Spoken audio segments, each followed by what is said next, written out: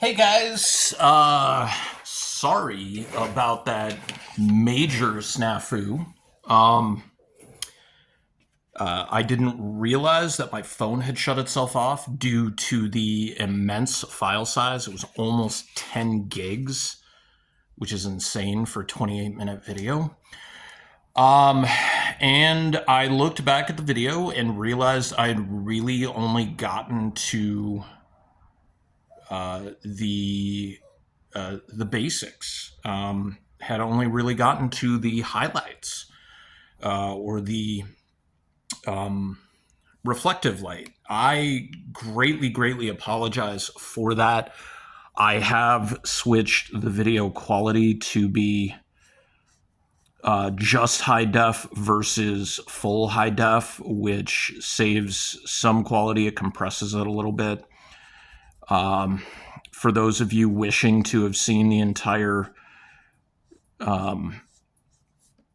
coloring process, I apologize. I mean, unfortunately, with doing traditional, like you can't go back and fix any of that. Like I can't recover any of that. So all I can do is do my best so that I make sure whenever I'm recording videos that are not time lapses, that I am recording at just high def and not full high def, so that people can enjoy, seeing as much of it as possible. I'm just glad I caught it when I did, because at least you guys get to see me finish this product up. Again, I'm gonna try not to just hinge, like hang on the fact that I messed that up, and try to, keep this going as best as possible. I'm just glad I looked at my phone, because otherwise it wouldn't have happened. But basically, for a lot of this, like we laid down, your what do you call it? Your light reflection, which I'm really happy with in this piece, and your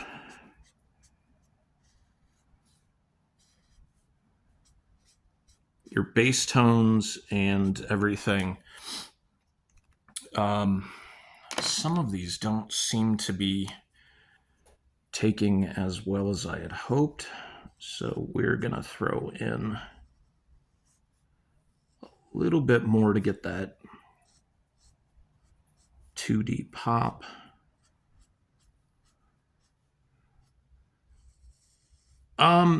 So it's something I haven't asked in a while. Like there was those homework questions that I used to ask during some of my other videos, where I'd ask like, well, what's your favorite XYZ? For these super long form videos, like I don't think that's super necessary, right? I guess I could be wrong.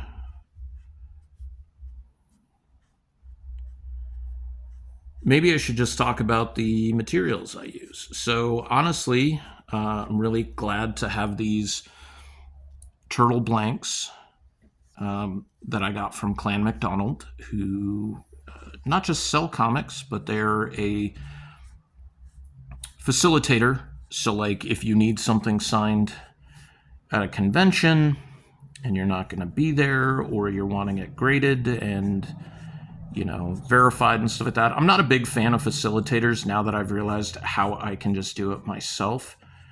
But I realize not everybody has that ability, especially if you're not going to be at those shows. So I don't fault you if you aren't or don't have that ability. So like this is not me, being snarky at all, but I worked with them once and they were great. Don't get me wrong. but I won't necessarily work with them again unless I absolutely have to in terms of getting something facilitated, because I know if I'm going to a show, I can hit up CBCS and try to see if they will approve me for being a self witness. But I'm also coming to the acceptance that I don't need to have everything slabbed and graded, and it's not a necessity, right? Like, um,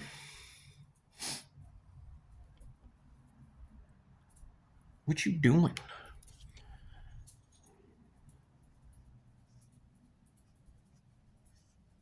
Got my dog over here, Grayson, who's just like kind of. My dad called him Chipilon, and Chipilon is like very sad and despondent. Um, and at first, I thought Chipilon meant spoiled, right? Because like he is kind of spoiled. He's just like a big fat baby and everything. We joke around. We call him a big fat baby, and he knows he's a big fat baby. Um, but um,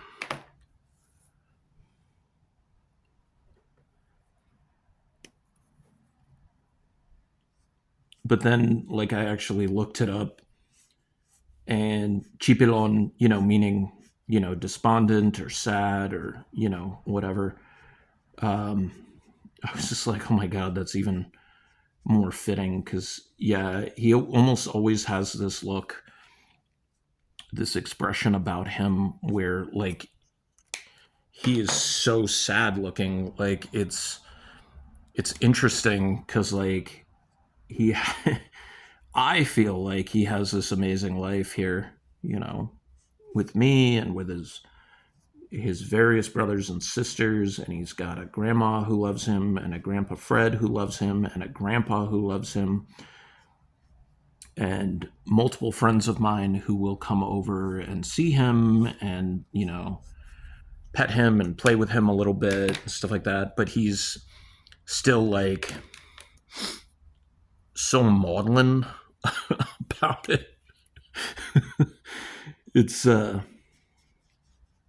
it's pretty funny stuff sometimes. And it's also, we're a couple days removed from the 11th anniversary of when Grayson came to live with me. And at that point, Gurion Foley, and he was, they said he was either 1 or 2, but when those pictures pop up, he was so tiny that he had to have been 1, maybe less than 1. I don't know. He was at a rescue, and he's a mutt, so I don't think that there was like paperwork. Like I got paperwork with Servo, I got paperwork with Chica. Um, so it's definitely different with Grayson. And I still remember it was after work one day, and I went, or no, it wasn't after work. It might have been after work. I don't remember. Either way, I drove up to like near Tucson Mall, like right around the corner from Tucson Mall here in Tucson. And there's a PetSmart up there, like right across the road from there. And I ended up, I took Guri and Foley, I drove them all the way up there. That is not something I like doing. Like, I don't like driving my dogs further than we have to go just because of the amount of potential danger with, driving in the car and the dog's not necessarily being secure and all those kinds of things. So Now I try to avoid it. I didn't necessarily, I don't know if I like just didn't know any better or I wasn't as concerned. Um, Different, definitely different stages of my life back then. Um, but yeah, like I definitely wouldn't do that unless I absolutely had to. Like there's been some advertisements for new, more affordable, like veterinary care and things like that. Um, and it's all up on the Northwest side. And I'm like, dude, those are the people who have money up on the Northwest side, like on average. If there's anybody who has money in this town, it's the people up on the Northwest side or up on the north side, like way north of here. Why do they need like lower cost options for their pet care or health care or anything, you know? It's pretty insane. And I'm like, I'm not gonna drive my dogs all the way up there for that. Um so I refuse to do so. Um let's see here.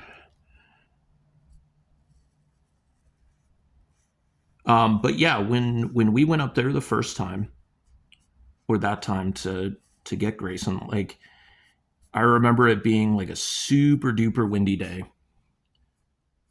And it was later in the day. It was like 5 or 6 or whatever. It was, yeah. I mean, it couldn't have been 6 because it would have been almost pitch black.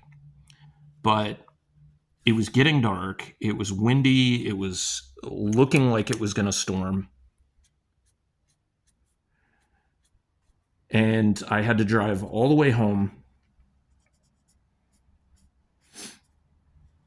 And Grayson didn't want to be in the back seat with Foley and Gurry, which I I don't blame him just because it's like, okay, this is like new. I guess you're supposed to be my person. Um, so he went in the front seat with me, and this is when I was still driving my Saturn, so it was a much smaller car. And at some point, like I hit the brakes, and he kind of like flew into the footwell, um, and he just kind of stayed there. I mean, he wasn't hurt or anything, but at that point, like I was just like, nobody, you got to stay in there because um, I don't want you flying around or anything. Um, so 38, that's the one. And he's been here ever since. And so, like, I posted on social media, uh, super jokingly, I'm like, 11 years ago, this goofball came into my life, and I can't get him to leave. Um, I love these dogs so much. Like, honestly, without them, like, I don't know what I would be doing. I think in a huge part, they help me with not just getting sober, but also like without them, there wouldn't be a Bubba Patrol. Like there really wouldn't. Um, so I owe so much to these dogs.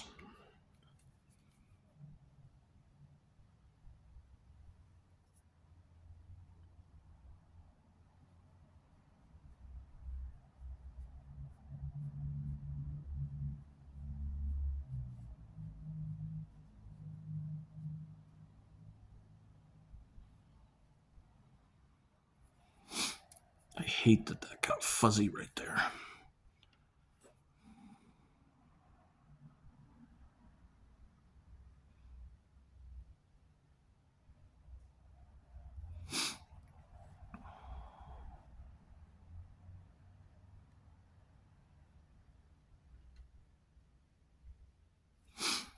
Okay, so there we go with that. Now,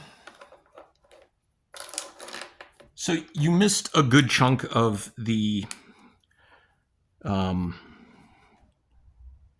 the coloring, and again, for that I apologize. But for this part, you're gonna get to see that part that I told you about that I didn't do during the inking process because I wanted to lay the colors down over the inks and then have the ability to throw in the hatching.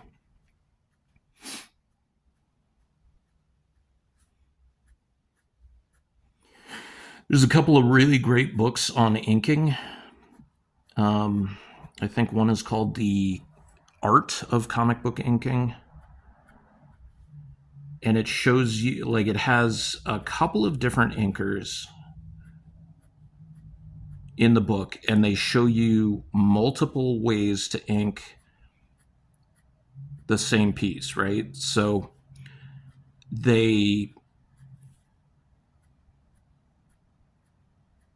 it'll be one piece, one will be inked like very graphic, very just like heavy blacks, not a lot of hatching. One will be inked with almost only hatching. And then one will be inked like combination of hatching as well as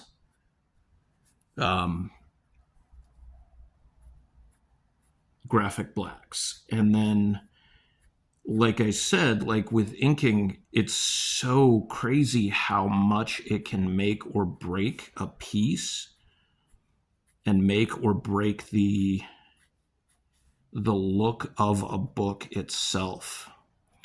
Because you could have somebody who's a phenomenal inker, don't get me wrong, but if they ink, even if it's not a phenomenal inker, if you pick the wrong inker or they don't understand the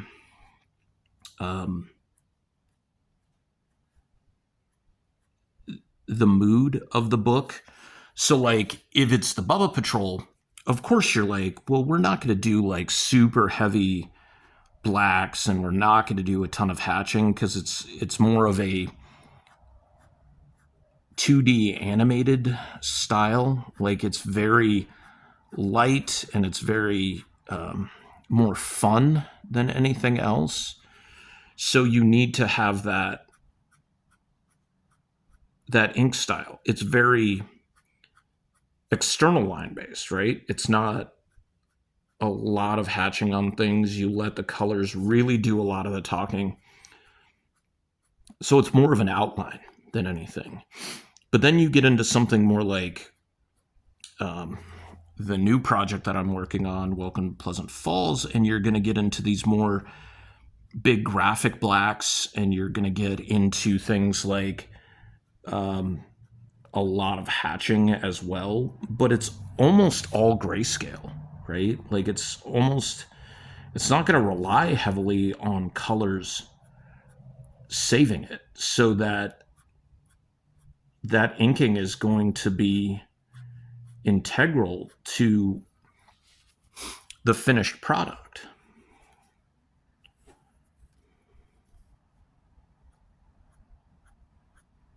And if you saw me kind of do a double take or a what do they call it in football, like a pump fake right there, then you might have been able to tell that I was trying to decide where to put the hatching on the forearm, if I was going to go on the bottom half or the outside, or if I was going to go on the top half like I did the inside half. And it only made sense to go on the inside half because we're not hatching the triceps on this side. We were hatching the inside of the biceps right there. So it's really, really necessary to pay attention to that as well. That even though this is a lot of color and a lot of the color is doing a good amount of the heavy lifting here, you know,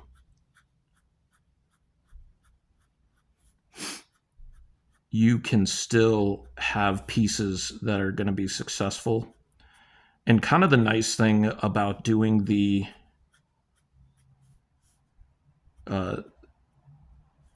reflective light part on here is that you're still showing that reflective light even with the cross hatching that you're putting in.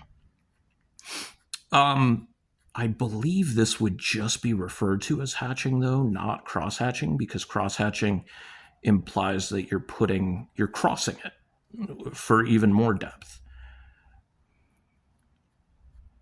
I do like cross hatching as well.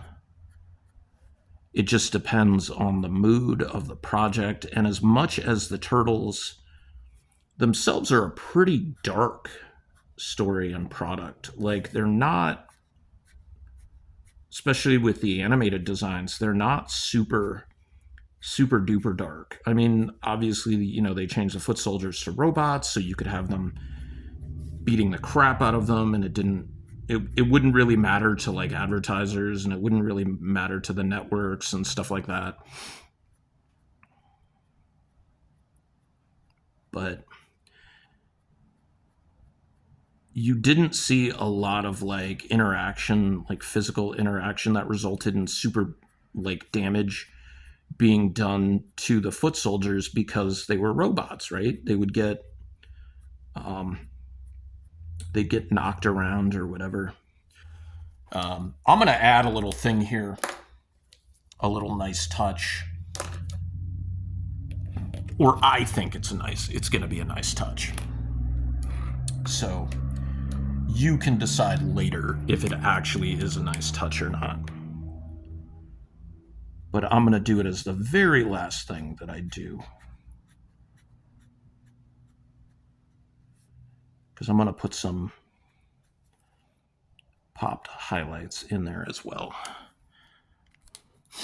All right, so let's make sure that this gel pen actually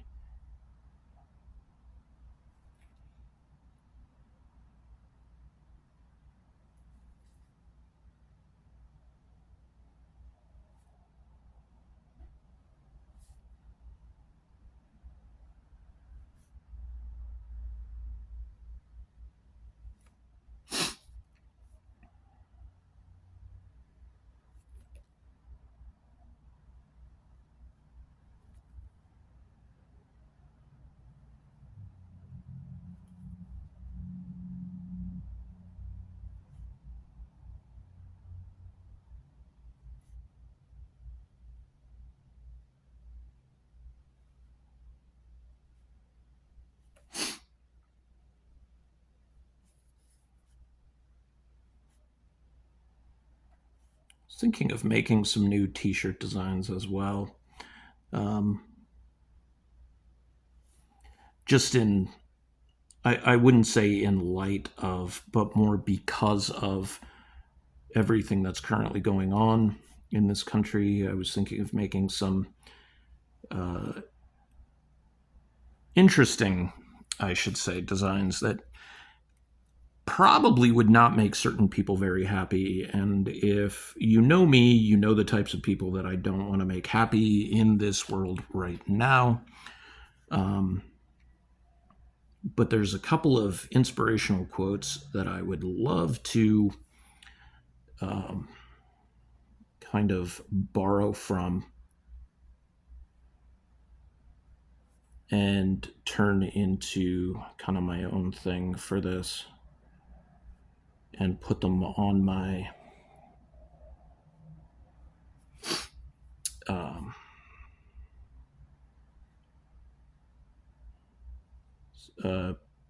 spread shirt.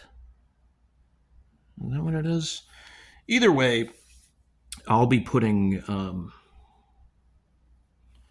links to my shops and my work.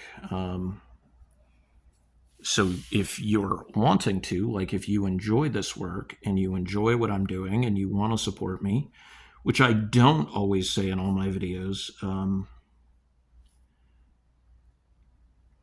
mainly because I'm trying to make this work as an artist, right? Like I'm like I love art and I love comics, and that's why I'm here. But at the same time, like, yeah, I would like to not be paycheck to paycheck in my life. I would like to be able to get ahead, I think, like everybody else. And I think that's part of, being able to sell yourself. And I'm pretty terrible at that. I am, quite honestly. Um, so I would, like to grow my brand a little bit more, um, have some more reach, make some more sales, have some people, actually want to rep my work, like wear it or, display it on the walls in their home or, reading it if it's one of my comics. Like, it's super important. I think the, conversation that has been, said for years and years and years where people are like, well, you should do it for the love. And I'm like, buddy, if I didn't love what I do, like, I would not still be doing it. I mean, you don't tell a physician, oh, you should be doing it for the love. Like, yeah, you still complain about, like, man, like this medical bill is ridiculous. That's a whole other story, right? Um, but you don't tell a plumber that they should be doing it for the love and they shouldn't be charging you. Like, don't you love plumbing? Like, I mean, it's just plumbing. Honestly, I have heard that from some people. They're all old people who say that they're on a fixed income, even though their income fluctuates every year because of the increases in Social Security. And this is where I get into the whole dynamic of everything because I know how this stuff works. But the idea is that people never want to pay for stuff. And it's just become kind of a thing.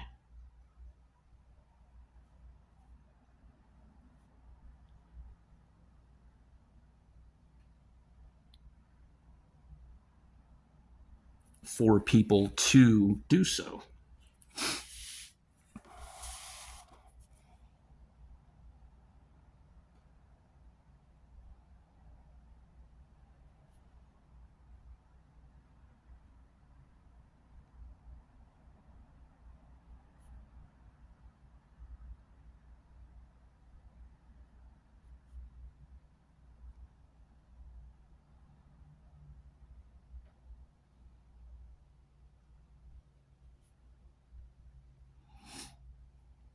So, if you appreciate artists, which if you're watching YouTube, I know that you do because you are adding to their counts, you're liking, you're subscribing, like you're doing so either because you yourself don't or don't feel like you can,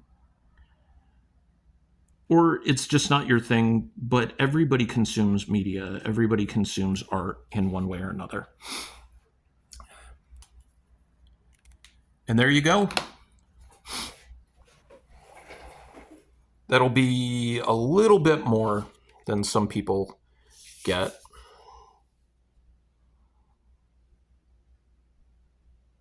Class is Pain 101. Your instructor is Casey Jones.